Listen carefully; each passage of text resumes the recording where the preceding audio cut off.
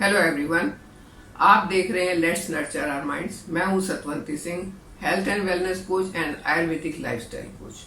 आज मैं आपके साथ बात करने वाली हूं एक बहुत ही भयंकर, बहुत ही गंभीर समस्या के बारे में, जो आजकल की लाइफस्टाइल की और आजकल के खान पान की देन है।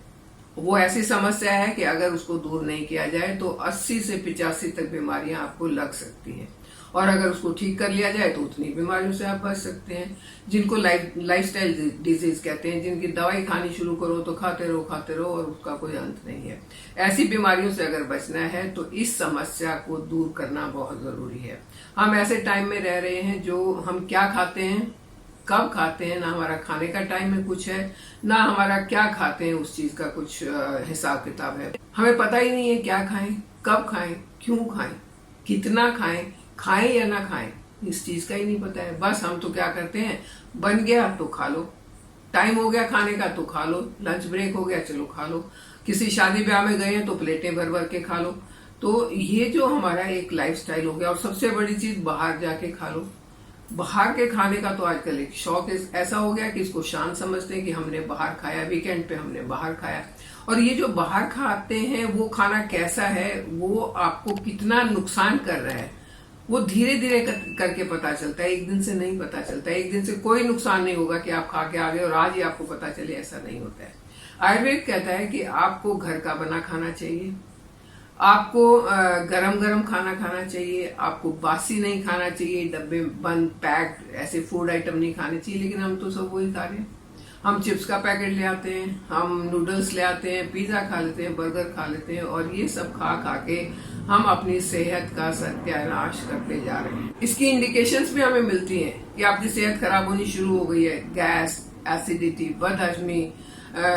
कई बार ऐसा होता है कि बार बार ऐसा मन करता है जैसे ही कुछ खाया चलो बाथरूम चलते हैं, फ्रेश होके आते हैं, और वहां घंटों घंटों बैठते हैं, फ्रेश नहीं हो पाते। तो ये सारी इंडिकेशंस होते हैं कि भाई जो आप खा रहे हो वो आपको नुकसान कर रहा है, आप संभल जाओ। लेकिन आप तो नहीं संभलते हैं और परेशानियां बढ़ती जाती हैं। आजकल की जितनी भी बीमारियां हैं, जितनी भी, वो हमारी लाइफस्टाइल की देन है। पहले लोग ऐसे नहीं रहते थे। आयुर्वेद के हिसाब से रहें तो ऐसा नहीं, ये सब सिस्टम नहीं होता है। आयुर्वेद कहता है कि समय पर सोना, समय पर उठना, समय पर खाना, भूख से थोड़ा कम खाना, चबा चबा के खाना। ये जो आयुर्वेद के नियम आप अपना लेते हैं तो आप अपने आप को प्रिवेंट कर लेते हैं, बचा लेते हैं। आयुर्वेद एक ऐसा साइंस है जो आपको बीमारियों से बचा के रख सकता है, अगर आप उसको सही से फॉलो करें तो। लेकिन ऐसा नहीं हो रहा है। हम जो खाना खाते हैं, हमें ऐसा लगता है कि ठीक है आज खा लिया, कल फ्रेश होने जाएंगे और सारा निकल जाएगा। ऐसा नहीं निकलता है, क्योंकि स्टार्ची फूड, मैदा वाली चीजें, packaged food, bakery items, hydrogenated fat वाले आइटम्स, ये कुछ ऐसी चीजें हैं जो अंदर जाने के बाद उनको हजम होने में टाइम लगता है। 2 दिन, 4 दिन, हफ्ता, 10 दिन, महीना, और कई कई चीजें तो पड़ी पड़ी अंदर ही सड़ती रहती।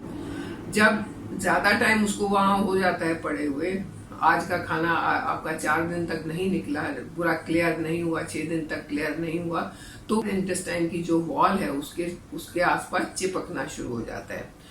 और ये तो आपने भी देखा होगा, कई बार होता है ना, बारिश के दिनों में किसी चीज में काई लगनी शुरू हो जाती है, और जहां एक बार लगती है बाकी और भी आके उसके ऊपर ही चिपकती रहती है। वही हाल आपकी बड़ी आंत का हो जाता है। एक बार खाना चिपकना शुरू हुआ तो उसके ऊपर चिपकते रहेगा, और चिपके हुए खाने पर, सड़े हुए खाने पर बैक्टीरिया होने शुरू हो जाएंगे, जो कि बैड बैक्टीरिया है, जो आपकी सेहत को खराब करेंगे। उन बैक्टीरिया की कॉलोनीज बननी शुरू हो जाती है।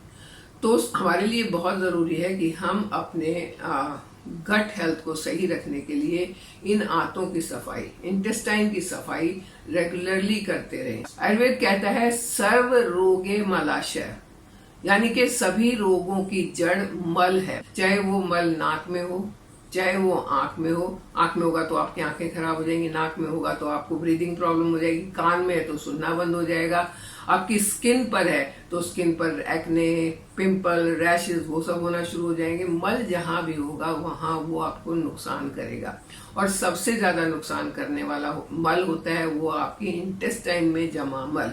यानी कि आपके अंतड़ियों में जमा हुआ, फंसा हुआ, सड़ा हुआ जो खाना होता है वो आपको सबसे ज्यादा परेशान करता है। अगर आपने उस गट को साफ कर लिया तो समझ लो आप 80 से 85 बीमारियों से बच जाएंगे। कोई दवाई नहीं खानी पड़ेगी, कुछ नहीं करना पड़ेगा, सिर्फ गट क्लीनिंग अगर हो गई तो आप इतनी सारी बीमारियों से बच सकते हैं। मैं आपके साथ कई बार शेयर करती हूँ डिटॉक्स वाटर की रेसिपी, डिटॉक्स ब्रेकफास्ट की रेसिपी। तो ये जो चीजें हैं वो आपको डिटॉक्स रखेंगी, वो आपके बॉडी के पीएच लेवल को मेंटेन करके रखेंगी, उसको एसिडिक नहीं होने देंगी। लेकिन हम बात कर रहे हैं गट क्लीनिंग की, हम बात कर रहे हैं इंटेस्टाइन क्लीनिंग की। वो कैसे हो, उसके लिए आज मैं आपके साथ एक रेसिपी शेयर करने वाली हूँ जो बहुत ही बढ़िया है और टेस्टी भी है। ऐसा नहीं है कि आप उसको खा के कोई दवाई खाने वाला एहसास आपको नहीं होगा, टेस्टी भी है। लेकिन बनाने का तरीका आयुर्वेदिक होना चाहिए, खाने का तरीका भी आयुर्वेदिक होना चाहिए, तभी वो आपको फायदा करेगी। तो चलिए मैं पहले बताती हूँ वो चीज क्या है, फिर उसके खाने का तरीका और उसको बनाने का तरीका, दोनों चीजें आपके साथ शेयर करूंगी। तो ये रेसिपी बताने से पहले अगर आपको टॉपिक पसंद आ रहा है तो प्लीज इसे लाइक कर दें, चैनल पर नए हैं तो इसे सब्सक्राइब कर दें और बेल आइकन दबाना ना भूलें।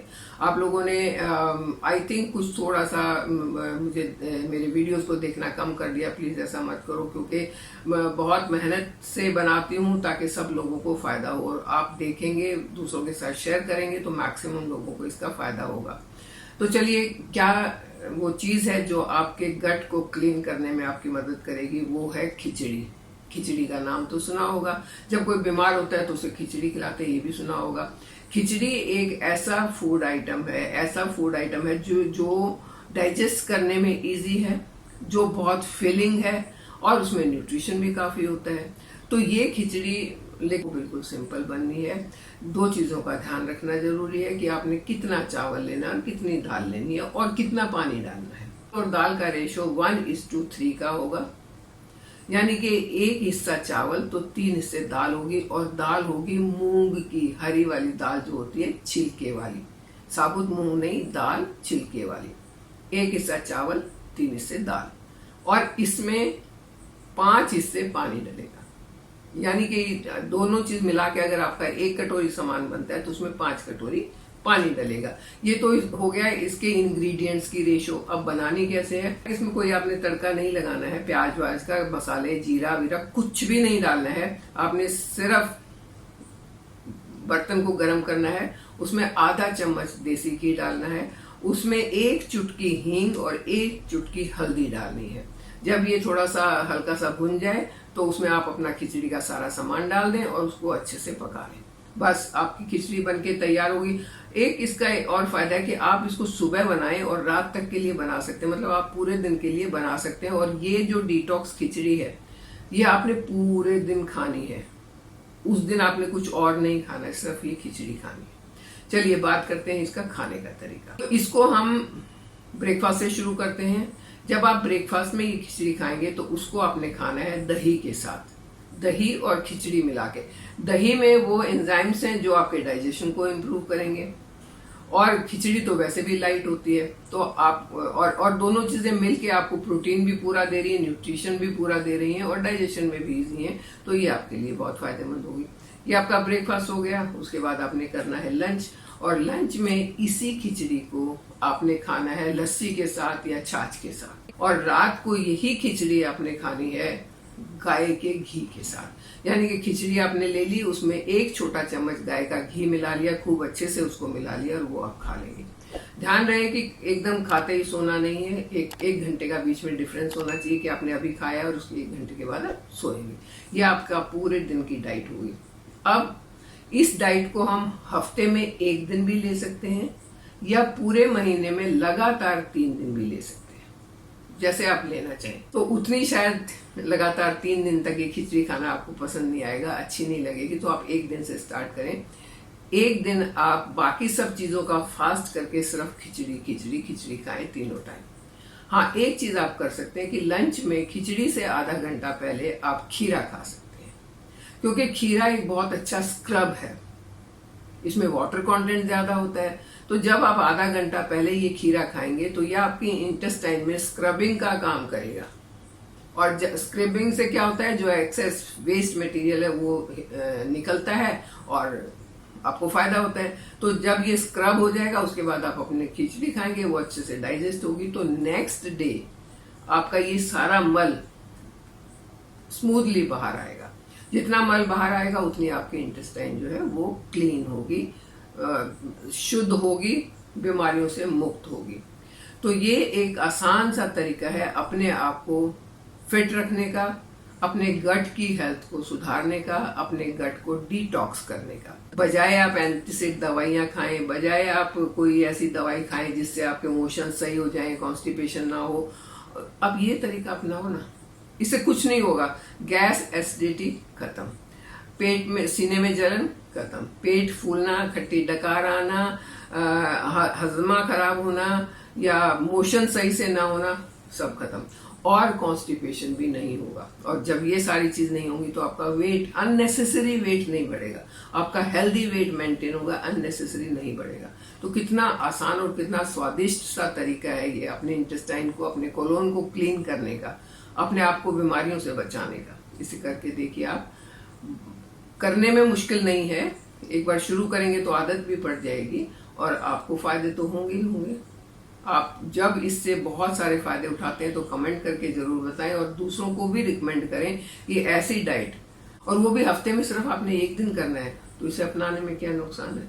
अपना सकते हैं ना, बड़े आराम से अपना सकते हैं। आप अपना के देखिए, मेरे साथ बने रहिए, चैनल को सब्सक्राइब कीजिए। Thank you.